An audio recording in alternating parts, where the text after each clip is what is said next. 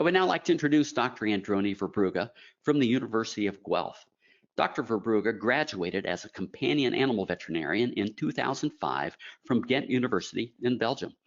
She completed her PhD focusing on nutritional modulation of carbohydrate metabolism in cats in 2009 and stayed at the same university for 2 additional years as a postdoctoral fellow.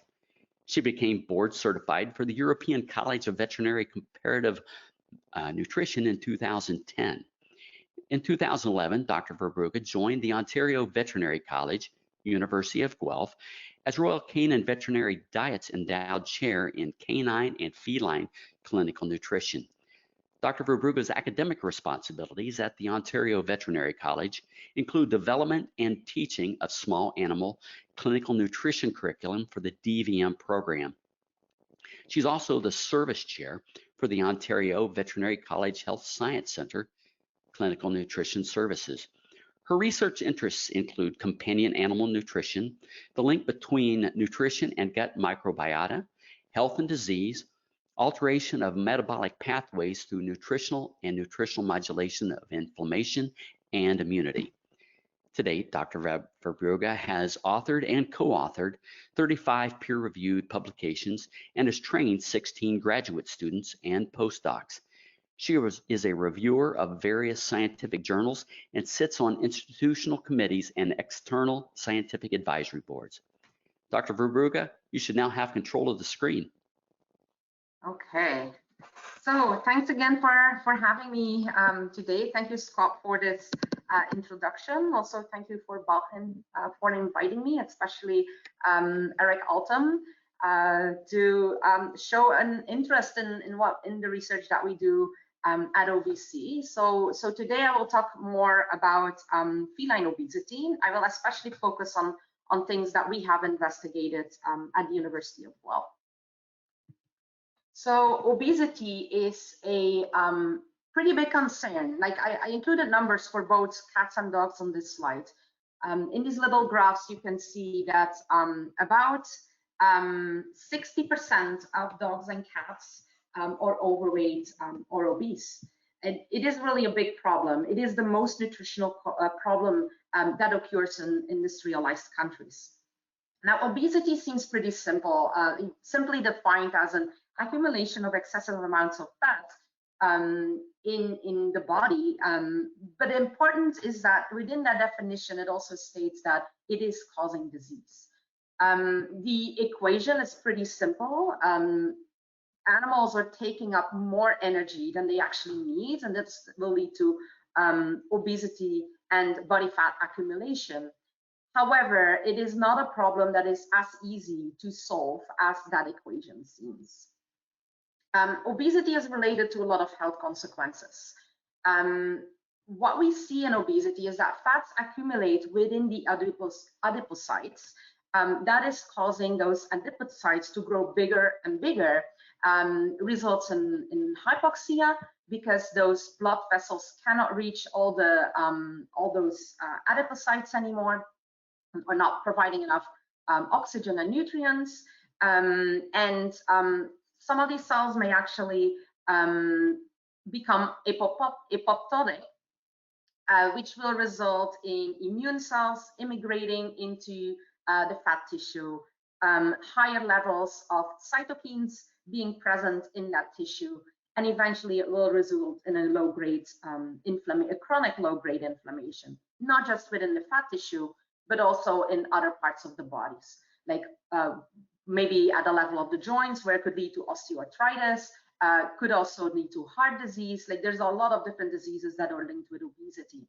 In cats specifically, we often see diabetes mellitus, urinary tract disease that occur in these cats that are overweight or obese. So it is much more than just, we now know that obesity is much more than an aesthetical problem, and it's definitely something that we have to work on and battle against.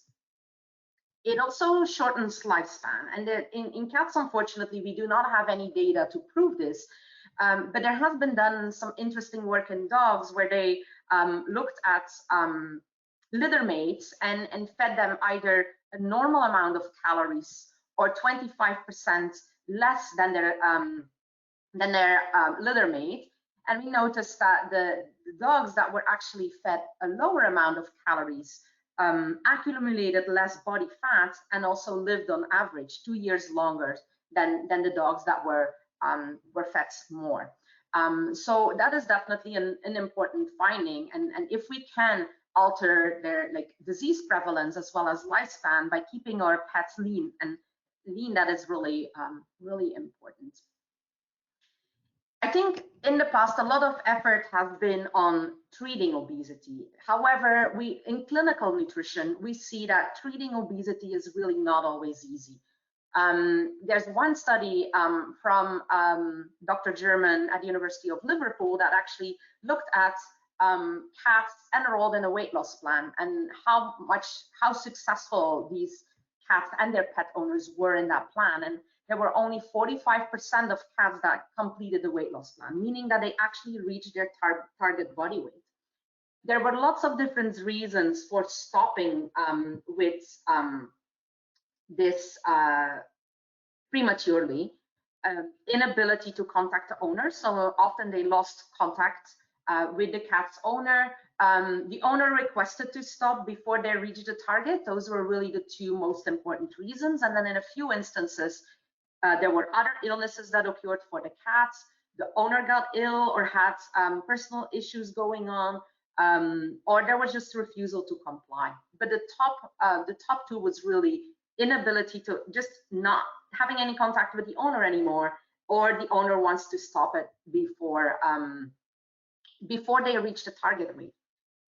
The main factors for the success of these weight loss plans was the rate of weight loss. So really, if the cat was losing weight quickly, owners were continuing this and were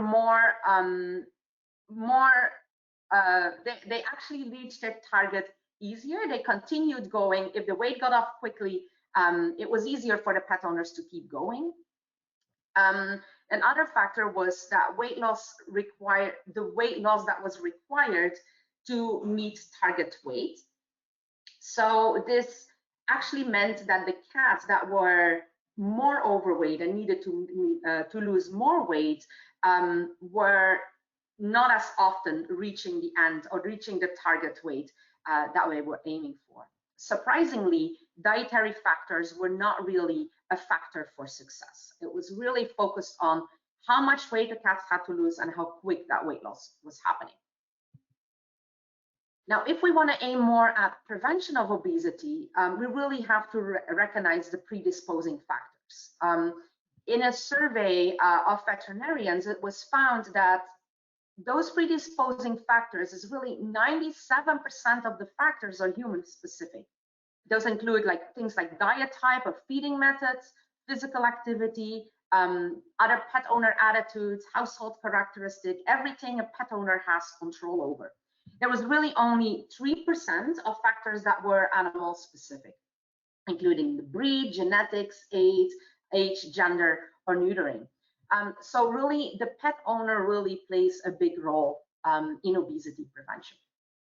If we really want to focus on the pet, one of the things that I think is really important is neutering, because neutering has definitely its benefits, and it is not something that we will, as veterinarians, will stop doing or stop recommending against, but it is linked with a higher risk for obesity. If we look at dogs are almost 4 times more at risk to become obese if they are neutered, while in cats, there's also a risk of almost 3 times more likely to be obese.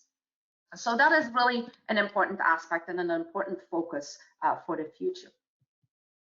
Homodectomy causes the removal of sex hormones. For example, if estrogen is well known to cause appetite suppression. So if we remove this hormone, it can lead to eating more.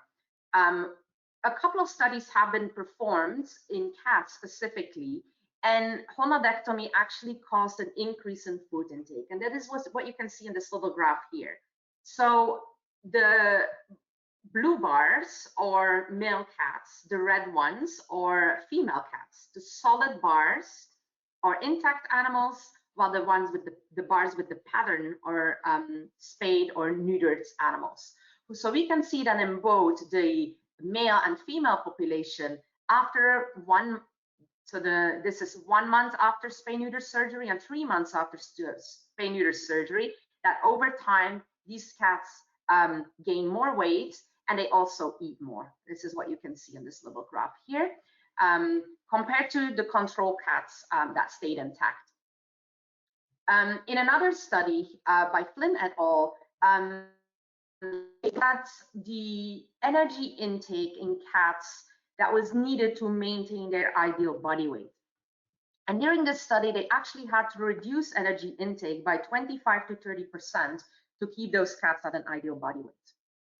Further studies also looked at resting energy requirement, and it was noted that resting energy requirement is lower after spay-neuter, and also spontaneous activity is lower. So battling obesity in cats is really a challenge, and three things that I like to focus on that relate to the research that we do at OVC is assessment and identification of obesity, feeding management strategies, and then also diet selection for energy restriction. So building pet owner awareness is really important. Veterinary teams often have trouble communicating the issue of obesity with pet owners. Pet owners tend to underestimate their pet's body condition score. In a study by Guelph et al., it was found that most owners actually underestimate a pet's body condition score when the pet is, or when the cat is overweight. So really guiding pet owners in how to assess body condition has really become very, very important. So as part of the AHA and WSAVA nutritional assessment guidelines, it is advised to perform body condition score, muscle condition score, and body weight in every pet at every visit. At OVC, we performed a survey of 91 veterinarians and 87 veterinary technicians and assistants to see how they assess body composition in both dogs and cats. Now, it looked like at that time, there were about 80% that had heard about these nutritional assessment guidelines, and 25% of them actually implemented these guidelines in their practice. But then only 40% of this 25% said they actually did do that body weight, body condition score, muscle condition score all together in every pet every time.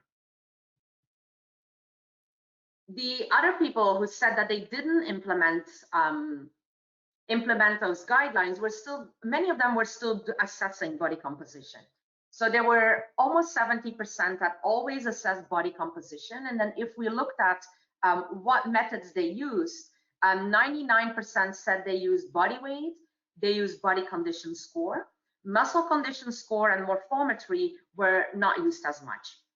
Of course, at the time that we did our survey, those two methods were pretty new and might not have reached the veterinary public yet.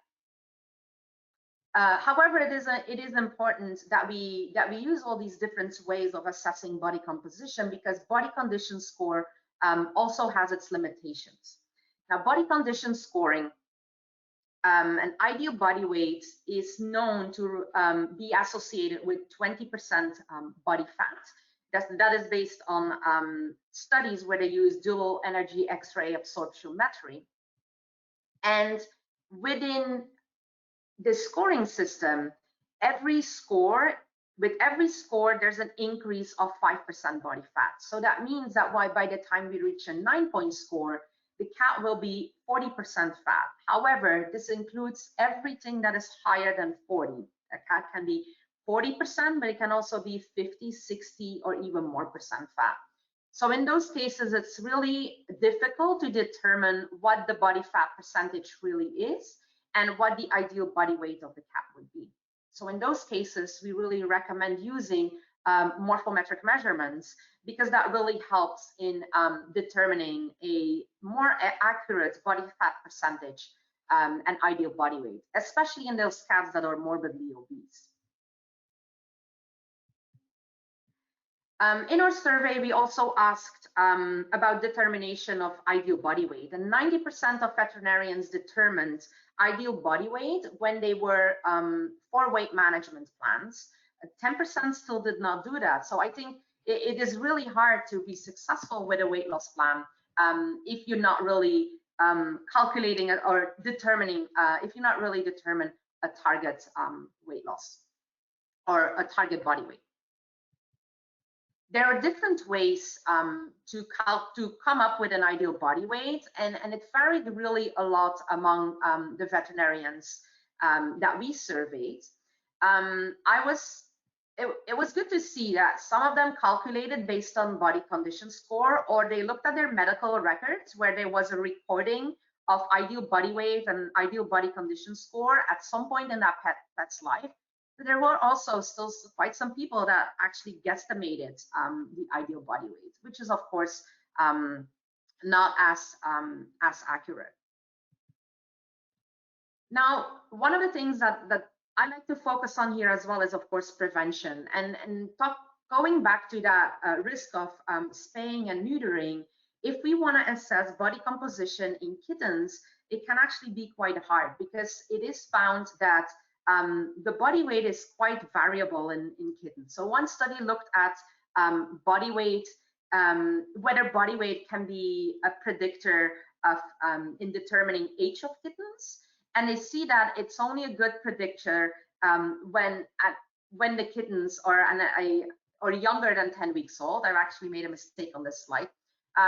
So when the kittens are older than 10 weeks old, there's so much variability that body weight is really really difficult to see as a indicator of age and growth. Body condition scoring has not been validated in kittens, and growth charts are currently not published for kittens either. So body composition assessment does have its limitations in kittens. Aside from identification and assessment of obesity, we also have to investigate our feeding management strategies. In our energy requirement survey, we asked veterinary professionals if they gave any feed recommendations or performed energy requirement assessments. And this survey didn't focus on cats, it focused on dogs. But we looked at 3 different groups of dogs: puppies, adult maintenance, and then weight loss plans. And 98% said they provided feeding recommendations to those groups. 80% performed energy requirements assessments. If we look at this graph, the first thing that we observe is that reference materials are most frequently used in any of those 3 groups.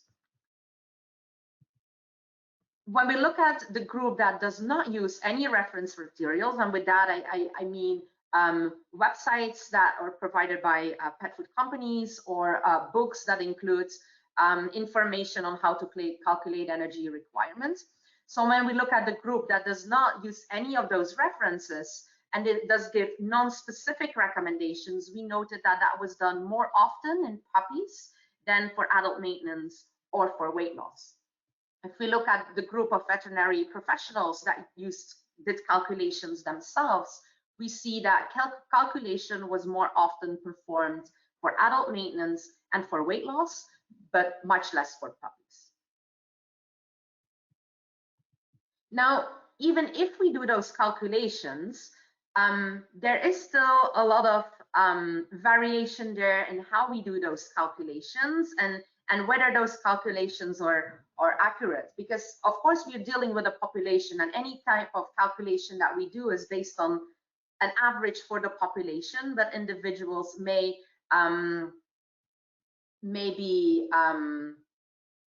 deviate from that and might need less or more energy than what is calculated for a population.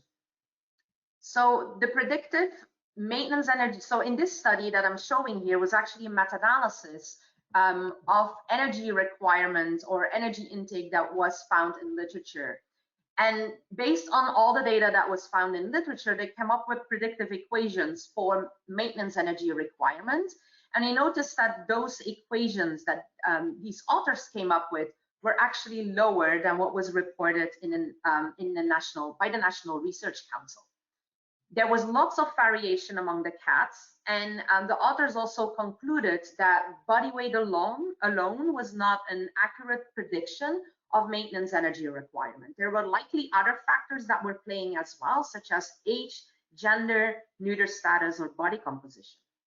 And also in literature, there was little information about extreme situations like animals that are still growing, senior and geriatric animals. Most studies looked at animals that were spayed or neutered. The cats were not intact, and also outdoor cats were not covered in many of these studies. So there was some data missing for those specific population groups. Another thing that we have to think of as well is when we do those calculations of a specific food dose, we don't only need the amount of energy that the animal needs, we also need to know the energy density of the diet. And in pet nutrition, we use metabolizable energy to predict the energy density of the diets. For this, there's 3 different equations available. The traditional calculation with Atwater factors, and then there's the modified Atwater factor equation. And NRC also published a 4-step calculation that includes crude fiber. This crude fiber analysis is not included in the Atwater equations. So this study that I'm showing here was performed at the University of Guelph by Natalia Zaro, one of the grad students in Dr. Kate Shoveler's lab.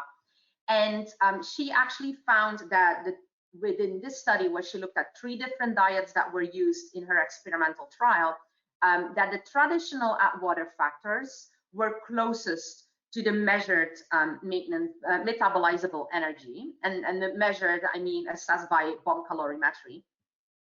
So the modified Atwater factors were actually underestimating with 12%. Also, the NRC equation was underestimating with about 8%.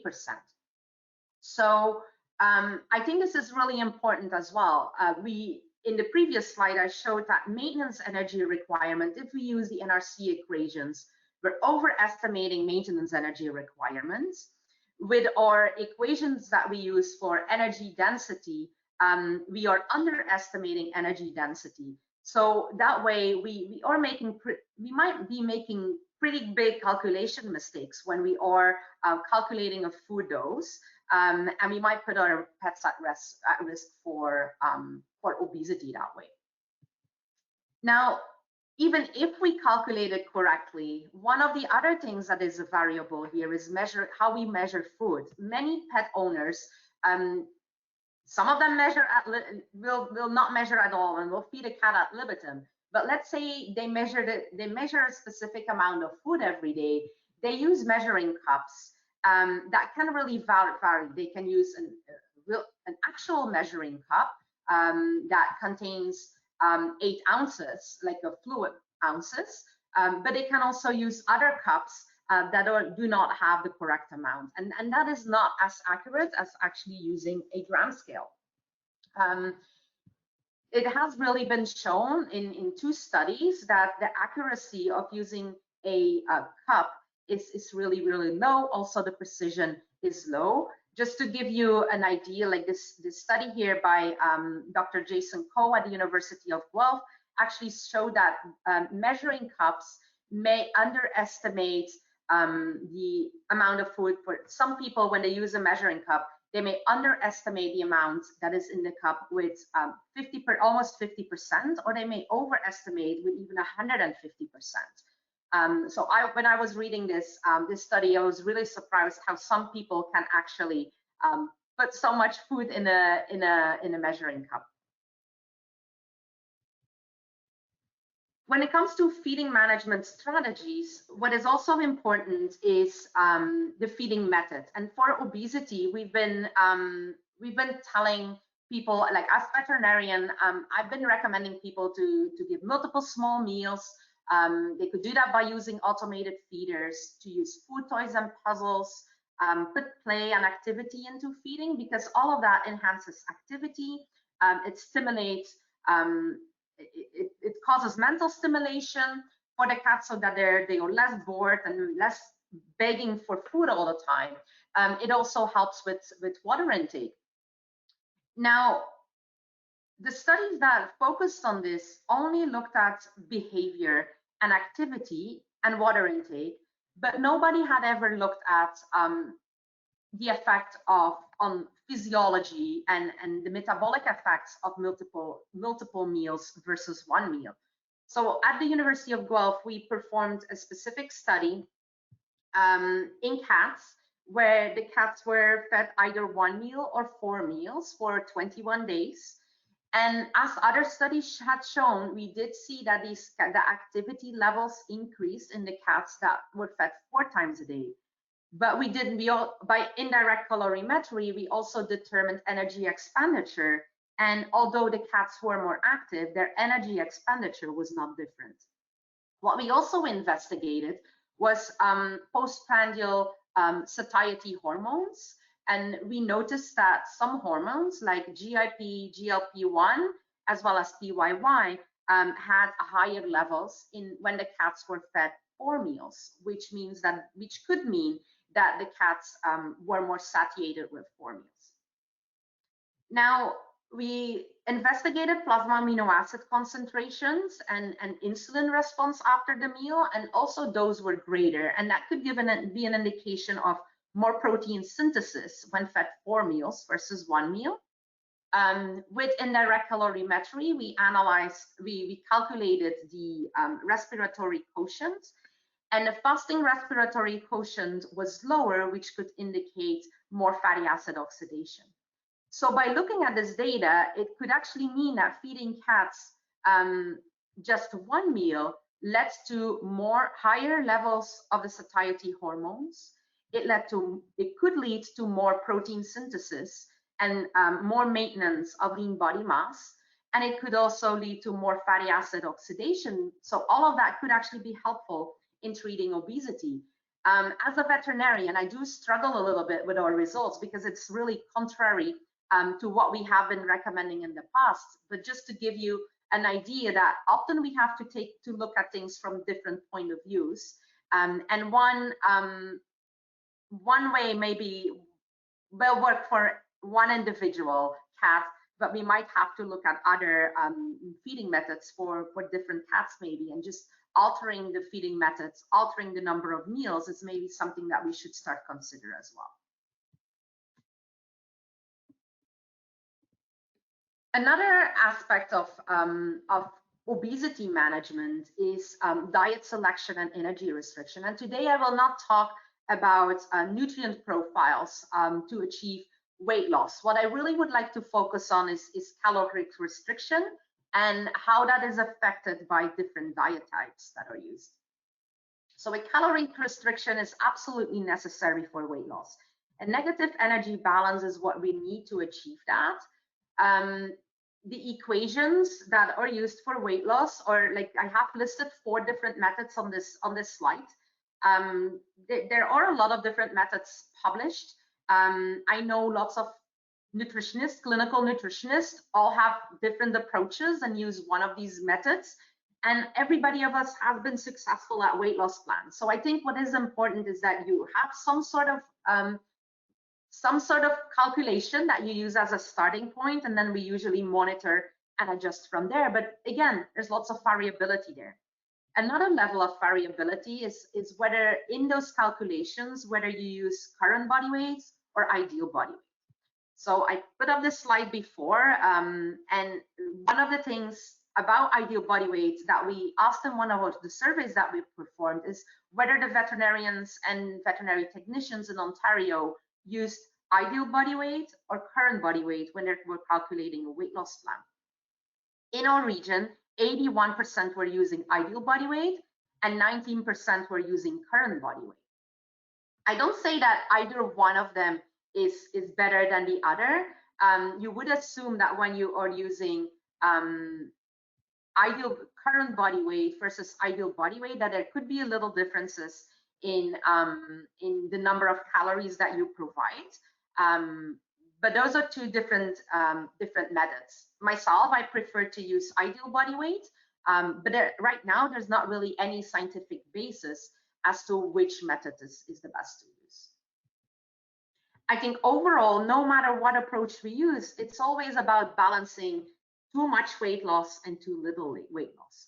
We want to make sure that the cat is losing a steady amount of body weight per week, and usually we aim for 0.5 to 2% of the body weight at the start of the weight loss plan per week. Now, if the cat is losing weight too slowly, I already mentioned that that would mean that the weight loss plan is not successful. It will take a long time to target the body weight or the ideal body weight. There's a lack of owner compliance in these cases. There's a higher chance for early dropouts. While if energy restriction is too much, the weight loss will go too quick and those cats will lose a lot of lean body tissue as well. There could also be risk for essential nutrient deficiencies, and cats could be put at risk for developing hepatic lipidosis. So diet choices that are often used for weight loss, or that not necessarily recommended by veterinarians, but that pet owners more often think of using, is just they could say, well, my cat really likes the food that she's currently on, let's just feed less of her current diet. Or they may want to switch to other over-the-counter diets like light diets, low-calorie diets, or low-fat diets. However, we have to keep in mind that those diets have not been formulated for weight loss. They have been formulated for maintenance, but when we restrict those diets, we are not just restricting calories, we're also restricting nutrients. Another strategy that pet owners may use is add low-calorie human foods to those diets. And we often see people adding pumpkin to the food or green beans, although that may be more something that happens in dogs rather than in cats. But it is one of the strategies that we often come across. Now, also in this case, the energy is diluted, but also the nutrients in the diet are diluted. The best way to do this with the less risk for nutrient deficiencies is to go with the veterinary weight loss foods, because those diets are formulated accounting for caloric restriction. One of my graduate students, Dr. Caitlin Grant, has performed 2 studies to show evidence that veterinary therapeutic diets are safer for weight loss. But we were surprised to see that even when we did an in vivo weight loss trial with a veterinary therapeutic diet, and we looked at nutrient intake of amino acids and vitamins, and we compared that to NRC recommended allowances, there were still some nutrients that were below those NRC recommendations. And included arginine, choline, crude protein, phenylalanine plus tyrosine, and threonine. Now, of course, during those weight loss plans, we had a few cats that were not losing body weight fast enough. And of course, in those cases, you do adjust their energy requirement.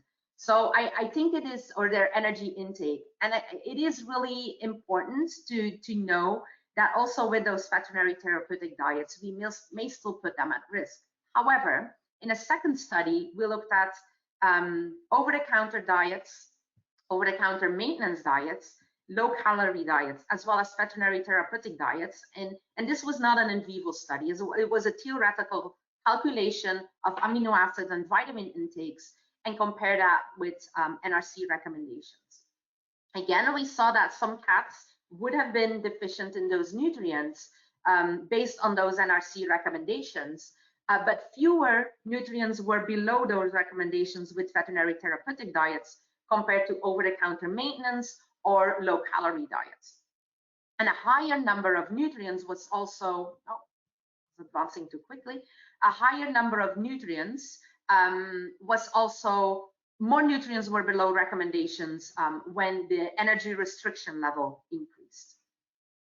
Similar research has been done in dogs. Again, there's one publication that did an in vivo weight loss trial and one publication that did a theoretical calculation comparing over-the-counter diets and veterinary therapeutic diets, and they kind of had the same conclusions in dogs. What was really surprising for me is that in all those studies, these two dog studies, we see that choline is listed as one of the nutrients that might be at risk. The same in our cat studies, choline was also one of those nutrients. The reason I'm worried about this is because choline deficiency can play a role in fatty liver in cats. Feline hepatic lipidosis is the most common liver disease in cats affecting North America, and it's very common in cats that are overweight or obese, especially when they come completely or partially anorectic. So when there's no source of dietary fats, fat is being mobilized from adipose tissue and is transported to the liver. Usually in the liver, there should be fatty acid oxidation will help clear the liver from these fatty acids, or the fatty acids are packaged within triacylglycerols and transported out of the liver as very low density lipoproteins. In feline hepatic lipidosis, there is a disbalance between the fatty acids that come in the liver and the fatty acids that are being exported or oxidized within the liver, which leads to an accumulation of those triacylglycerols in the liver. Now, choline actually has different functions. One of the functions is that it will result in betaine production, which is important in recycling of methionine. It is also a precursor for acetylcholine, and very important when it comes to fatty acids and lipid metabolism, is that it is also a precursor for phosphatidylcholine. So choline plays a role in stimulating lipid transport, especially because it is a precursor for phosphatidylcholine, a structural component of the very low density lipoprotein. So when choline is low, phosphatidylcholine will be low.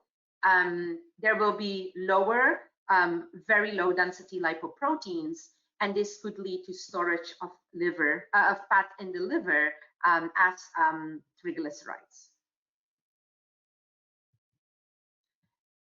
A second role of choline in fat metabolism is that it is also involved in fatty acid oxidation, as it is not just through remethylation of methionine, it produces S-adenosylmethionine, which is an important methyl donor in the production of both phosphatidylcholine, but also carnitine. And carnitine is a very important shuttle that helps bringing the fatty acids from inside the mitochondria, where they are available for fatty acid oxidation.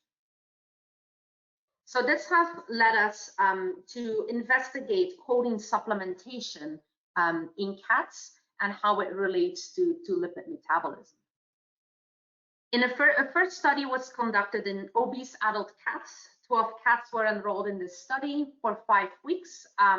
They were fed for weight maintenance, and we used 2 different diets: a control diet that was formulated for AFCO adult maintenance, and then the same diet that had additional choline chloride added to that food. For this diet, the amounts of choline provided were about 5 times NRC minimum, 5 times NRC recommended allowance, and 7 times NRC minimum recommendations. So body weight and body fat remained stable in the study, which was expected because we were feeding the cats to maintain their body weight.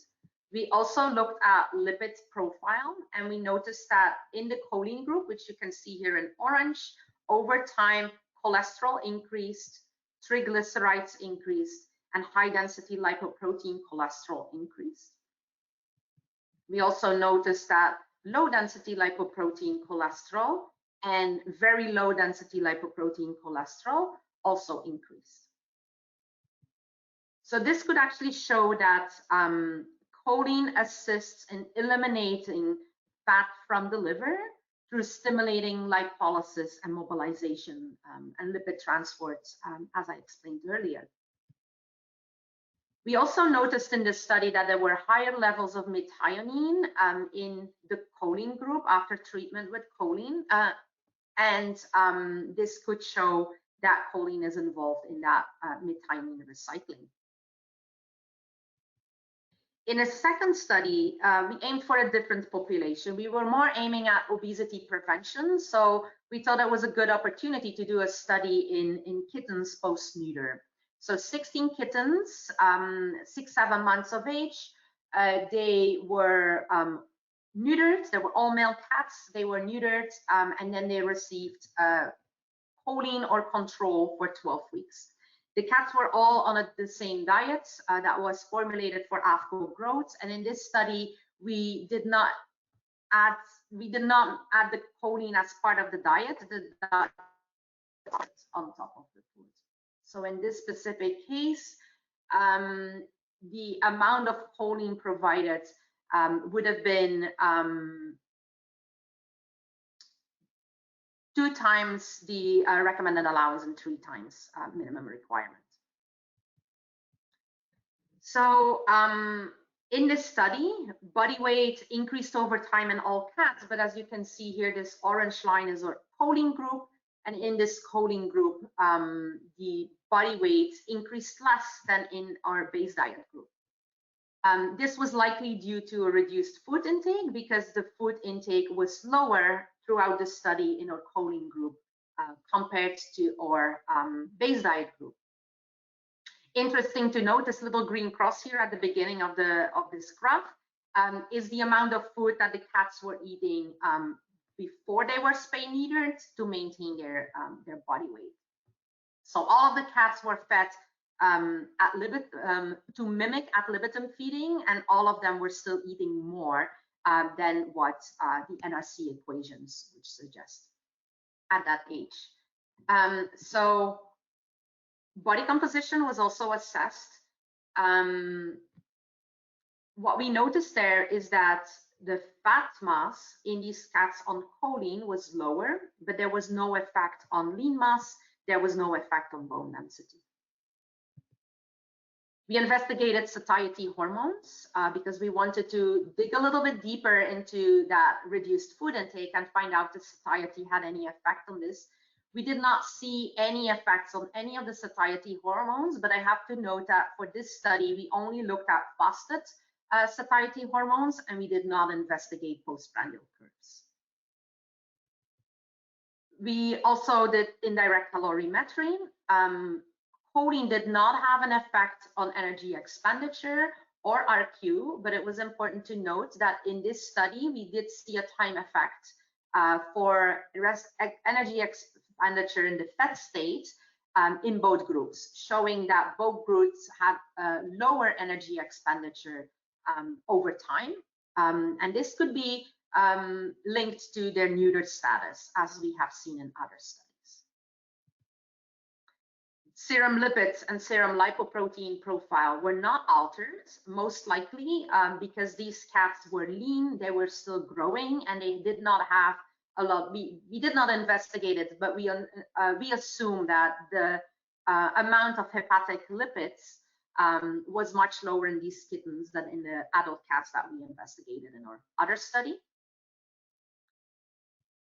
We also did serum metabolomics in this study, and I just showing you a little snippet of this. We did both DIMS and NMR for this study, but I'm just showing you the heat map for some of the metabolites that were significant. So in pink, you see the choline group. In yellow, you see our control group, and then orange is week 1, green is week 2 of supplementation. And what I really like to draw your attention to is choline, betaine, and methionine. Choline actually stays the same in both groups. There was no effect on choline concentrations at all. However, we did see an increase in betaine, which is the derivative of choline, after 12 weeks of supplementations in the choline group, and also methionine was increased at that time. So again, this shows that choline, through delivery of betaine, helped in that recycling of methionine, as we have seen in our recent, adult study as well. So, and this really brings me to my final conclusion slide. I think feline obesity will continue to be a battle. It is an important battle because it does affect feline welfare, quality of life, and lifespan. And I think it is really important that everybody in the pet and veterinary industry join forces to try to win this battle. Because based on the Association of Pet Obesity Prevention and the prevalence numbers that come out every other year, we do see that the incidence of obesity in pets seems to be increasing. So and I think with this pandemic, more people are at home and more people are pampering their pets. I am afraid that the numbers over the next coming years will be even higher. However, in that battle, we have to focus on all aspects. Creating perfectly designed veterinary weight loss foods is one thing, but if our pet owners are not really compliant with the weight loss plans that we are providing, these diets can be perfect, but our weight loss plans will not be successful. I think it's very, very important to aim product development also at prevention, and to focus on different feeding management strategies. With that, I think that it's important for pet food marketing as well as veterinary communication to work together to give messages to the pet owning community about what would be the best way to feed their animals, and how to prevent obesity from occurring. With that, I would like to thank my sponsors, the sponsors involved with the research that I have presented today: OVC Pet Trust, the Win Feline Foundation, National Science and Engineering Council of Canada, Elmira Pet Products, and Balchem for supporting the feline obesity work that we do at OVC, as well as OAC. And of course, I'd like to thank my colleagues, my wonderful team, OVC Pet Nutrition team, also Dr. Anna Kate Shovler and her team, as this is one of the areas that we collaborate on a lot, and my two choline collaborators, Dr. Maritza Bakovic and Dr. Gordon Kirby. With that, I'd like to say thank you to all of you for tuning in today and listening to my webinar, and I would be happy to answer any questions. Thank you, Dr. Verbrugghe. Before we get started answering questions, we'd like to share a brief video, and then we'll be right back to answer the questions submitted during today's presentation.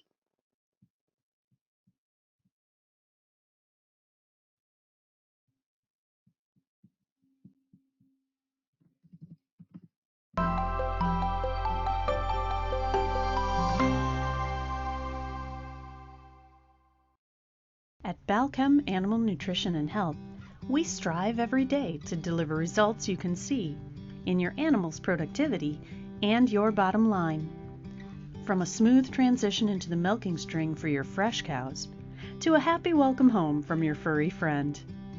From a strong start in your poultry flock, to consistent weight gains for your finishing hogs. We expect to earn your business and your trust with our people, our products, and our science. Our people have an intense passion for your animals and your success. You can count on us for honest, candid advice and practical solutions for your toughest challenges. As the global leader in choline production, chelation, and encapsulation technology, we take our obligation to you and to the environment seriously. Our products are backed by the most extensive and thorough research portfolio, while our business is committed to advancing environmental sustainability and animal welfare. In the end, it all comes down to results. Balchem delivers real results you can count on, results that exceed your expectations, and results that bring true value to your bottom line. Leading the charge to meet the nutritional needs of ruminants, monogastrics, and companion animals, Balchem offers a growing portfolio of nutritional products and a dedication to innovation and industry sustainability. Balchem is here to solve today and shape tomorrow.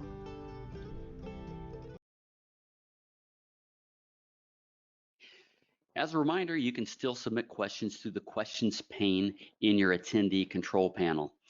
Dr. Verbrugghe, your first question comes in from Carrie. How do you think we can improve standardizing the use of BCS, MCS, and body weight in veterinary clinics? What are the next steps in making this change? I think the methods that we have, I think they are good methods. Body weight, body condition scoring, muscle condition scoring. If we use them all together, body weight is of course our number one measure. With body condition score, you get a good assessment of body fat, and then with muscle condition score, you get a good assessment of lean body tissue. I think education of veterinarians and veterinary teams about that is still important, and this is really going back to basics. But I think that we can still improve veterinary teams on doing those measures accurately. I think a good change over the past couple of years has also been that we try to standardize the body condition scoring system, because there's been a couple of different scoring systems around, and just trying to standardize that is, I think, a good way as well. Whether we need to come up with new things, I think I would rather make sure that veterinary teams actually do what they've been asked to do, because there's still some of them that are not doing it every time, right? So I think a focus on that would be really good. I also know that some companies are working on specific devices that might make it easier to measure body fat composition in a veterinary practice without using like DEXA equipment or CT scan or other imaging equipment. So that would be a good thing as well, but it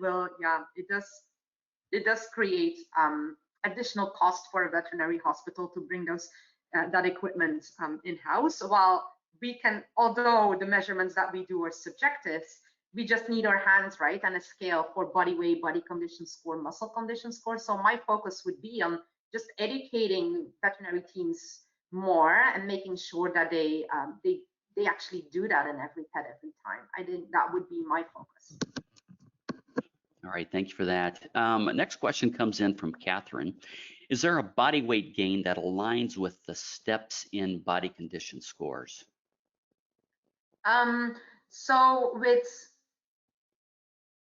body condition score has been validated with dual energy X-ray absorptiometry in both cats and dogs, but in those studies they related the scoring with the body fat percentage. They did not relate it with body weight, and probably because that is very variable. Like cats, of course, I think cat size and cat breeds and body size of cats or body conformation is not that different. But when we look at dogs, I don't think you can easily transfer a % body fat to an amount of body weight, just because of all the different breeds and all the different body conformations that we see.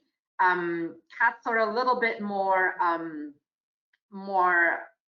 let's call it standardized, but still there's also variation there. So body condition scoring is not linked with body weight, it's linked with body fat. Very well. Megan would like to know, once you reach your feline's goal weight, what are some tips on maintaining that? Okay, so when you reach your ideal weight, there's different things that you can do. One, like when it comes to the diet that you select, you can continue with a weight loss diet. If that is a diet that the pet likes, you can continue them on those diets long term, or you can switch to another diet. But I would still recommend to not go back to just a regular adult maintenance diet. I would aim for something that is lower in calories, higher in fiber, lower in fat. So that is typically where those over-the-counter light diets or low-calorie diets, like those diets are really good for preventing weight gain. They're not necessarily what we want to use when it comes to treating and evoking weight loss and treating obesity. The other thing that you would have to keep in mind is that you don't need to restrict calories as much anymore. So these cats will be, you can actually feed them somewhat more, but I would recommend to keep monitoring their body weight, body condition score, muscle condition score as they go through life, and make sure that they don't put on additional weight at that time. I do tend to teach the pet owners that come to our clinical nutrition service on how to do body condition score themselves. One of the things that is pretty easy is a trick with the hands. That's what I use in the consult room to convince lots of pet owners that their pet is obese. So if you open your hands and you just feel the back of your hands, this would be a normal body condition. If your fist, your knuckles, that would be too skinny. On the other side of your hand, on the palm of your hand, if you open it and you feel like right there close to your fingers, that would be overweight or obese. So if I bring that up in the consult room, you see that the client is often moving and feeling their hands. So I do teach them how to do that, and that does give them a little bit of an indication how to feel the ribs and how the ribs should be feeling when they're feeling their animals. So definitely, like you can stay with a weight loss food or switch to an over-the-counter weight management diet.